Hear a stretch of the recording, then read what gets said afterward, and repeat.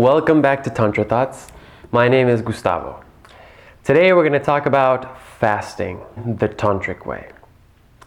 So first let's talk about what are the benefits of fasting. Okay, let's take an analogy and let's say that the body is much like a machine. And think of a car, for example. You put oil in the car, you put oil in the car, you put oil in the car, but if you never change the oil, there can be residues of oil that stay in the engine that cause damage to the car. Likewise, there's toxins that stay in the body that you never actually expel out, if you know what I mean. So what fasting does is it gives you the opportunity to, number one, give the body a break. Let's say 1 full day of fasting, 1 full day of not eating, you're giving the digestive system a break.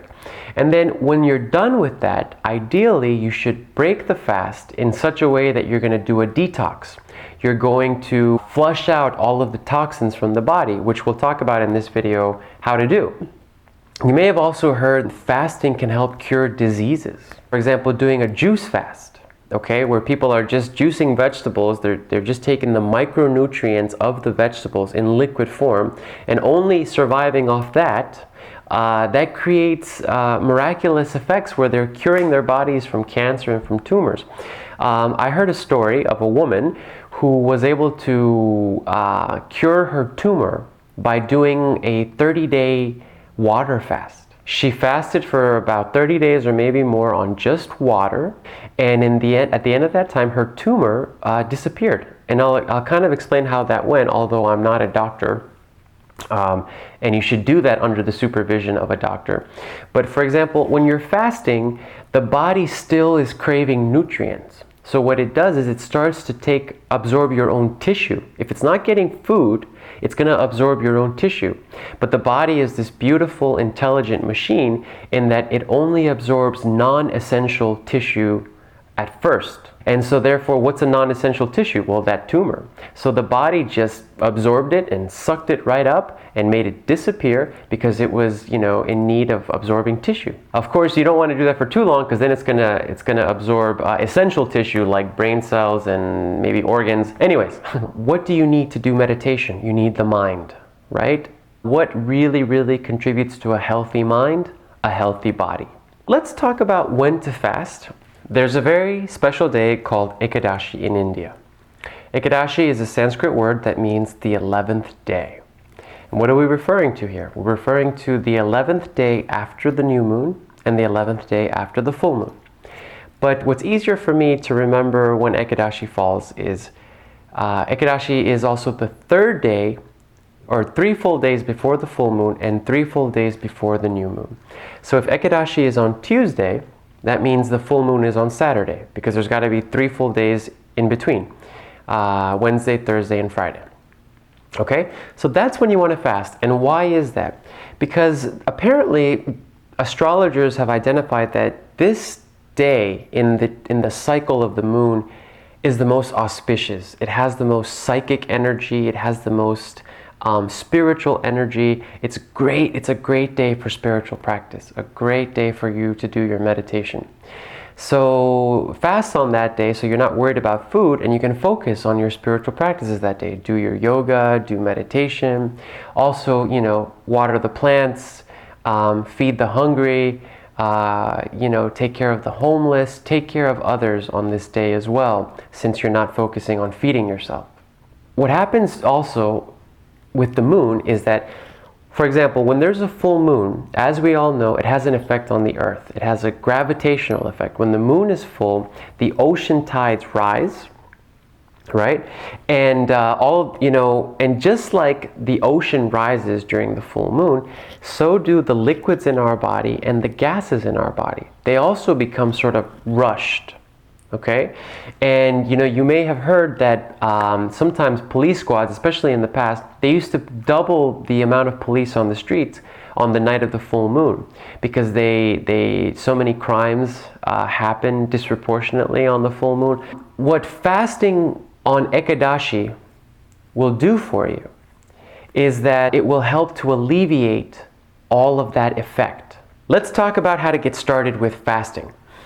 Some of you may want to take this slow, and that's a good idea. So what you could do is on Ekadashi, you could start, if you've never fasted before, by just eating fruits and vegetables. Okay? Fast like that. On one day, just eat fruits and vegetables. If you're ready to move up from that, take a day of fasting by just drinking water. Do a water fast. I think this is the most common. Okay? But the most recommended, that I highly recommend, that might sound scary at first, but really is not that bad at all, is doing a dry fast. That means for the whole day, from sunrise to sunrise, do not take any water or foods. This will really give your body a break. I mean, if you want to give the digestive system a break, then don't put anything in the body. Okay? And it's also going to give you for a much more efficient detox. All right? So I highly recommend a dry fast. Now let's talk about how to break the fast, because this is more important than fasting itself. Imagine if you did such a great job fasting, but then you're so hungry at the end that you're just going to eat whatever's in front of you, and you eat like Oreos and burgers. That's putting more toxins into your body when what you were trying to do is detox, right? So the way to break the fast is by giving yourself a cleansing, all right? Giving yourself an intense bowel movement so that you release all the toxins. So there's a very simple formula for you to do. Fill a tall glass with water, squeeze lemon or lime juice into the water, and pour salt into the water and mix it all up. You're going to want to drink about 2 of these. This is how you break the fast, by drinking this concoction. Okay? What does the lemon water do? Is it releases toxins. What does the salt do? It helps you expel those toxins even faster.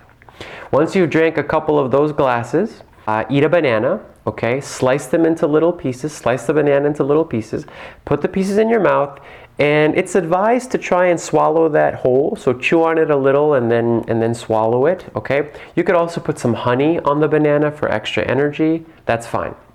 Now, once you've done that, you gotta wait, because remember, the goal is to go to the bathroom and cleanse. Okay? So you might have to drink more water to get the bowel movement moving even faster. Or you might have to go for a walk to give a, even more of a bowel movement. But with a little patience, it might take 30 minutes or a little more. You will eventually go to the bathroom and you will cleanse. And that is what you want to do. All right? The fasting is not only spiritual, but also good for the body, and that it creates an opportunity for this cleansing. Then after you've cleansed, then you could start eating something. And I would recommend starting light. So for breakfast, have some yogurt with granola and fruit. Maybe later on that day for lunch, a salad. And then in the evening, whatever you'd like to eat. So I hope you enjoyed this video, and I hope that it was very educational. And give fasting a chance and do it the Tantric way. Thanks again for watching. Namaskar.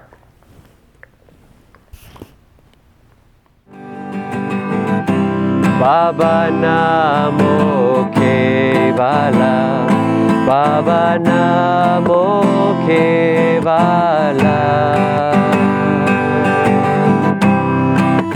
Baba Namo